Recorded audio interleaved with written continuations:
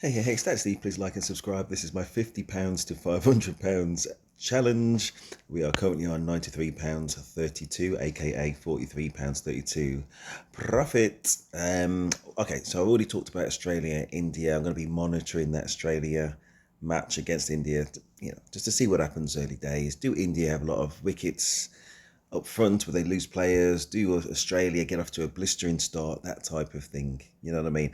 The market is saying that they expect India to win, and I totally understand. I talked about the record of India and Australia, and this is the relative money.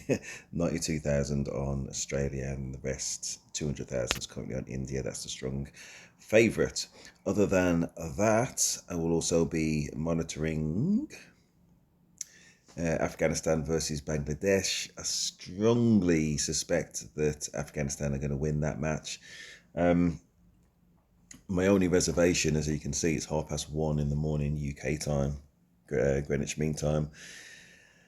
That might be the difference about whether I can actually get involved in that or whether I have to let it go. But I'd love to be on Afghanistan.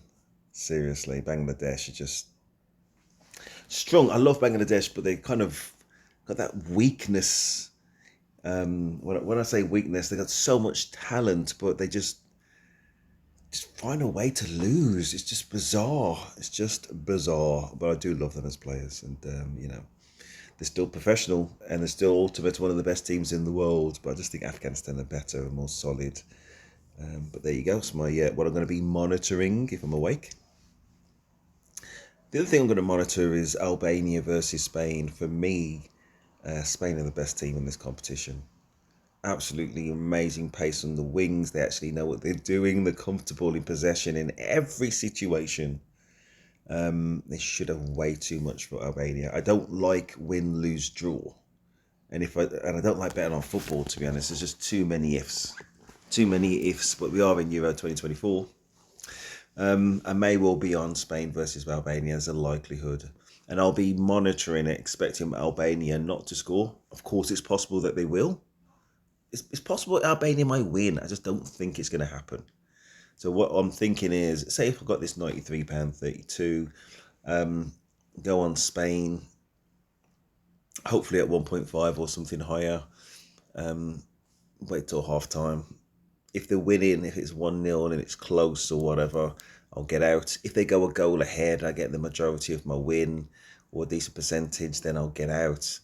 If it gets to, like, say, 60 odd minutes, if I'm going to push it, then I'll get out. And that's why it's most important to be with a site like Betfair. I'm not a Betfair advocate. It's just the reality of the maths of it, in that the trade out, if you have to cash out, you're going to get the best price. Facts. I'm not talking about on the app, because the app is very flawed, and there's definitely a space where you can get ripped off. I'm going to call it out how it is. That's why I use a tool. If you've seen any of my other videos on the shorts, that's a tool which calculates the best price to get out at, to summarize. You know what I mean? Because I don't trust this Betfair tool, and there's just so many examples where, as I say, their pricing is not what it should be. I have spoken to their customer services since now I brought it up. Explain now, even in the situation where you're winning, the cash out might say it's a loss, or just dramatically reduce your potential win. And they said that they quote based on the available money to match what you need to get out at. Okay, I can see something to that. Whereas the app that I use will just calculate based on the maths. And trust me, usually 98% of the time, in my experience, obviously you have to take your own risks, over a period of time, the money will shift around and get you that price. You just will get you that price. And that could be a massive difference in terms of your success in this. Right, so two things I guess I'm kind of recommending. Obviously, the selections I've talked about that I'm going to be monitoring. If anything, use Betfair. Even given all the things that I've said about how flawed their cash out system is, and it is, it's still better than somewhere else like a William Hill, which is always in every scenario very likely to going to give you about 20-25%, something between 15 and 25% worse cash out prices can easily turn a win into a break even or a loss a lot of the time. So that's what we're working with. So hopefully that's going to be useful to you. And listen, I'm not here trying to convince everybody to get into trading or gambling. That is the route to the end. And if you are going to have a dabble, it's Euro 2024. To be just trying to keep it nice and happy and fun. You know what I'm saying? So I'm going with 50 quid. I'm a fully grown adult who can easily afford 50 quid.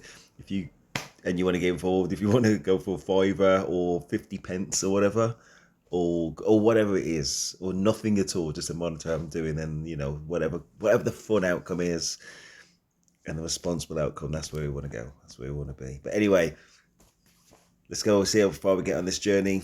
Please like, subscribe, click on the Deck Heroes icon, completely free. Click on subscribe. Blood in, blood out. That is Stephen. I'm out.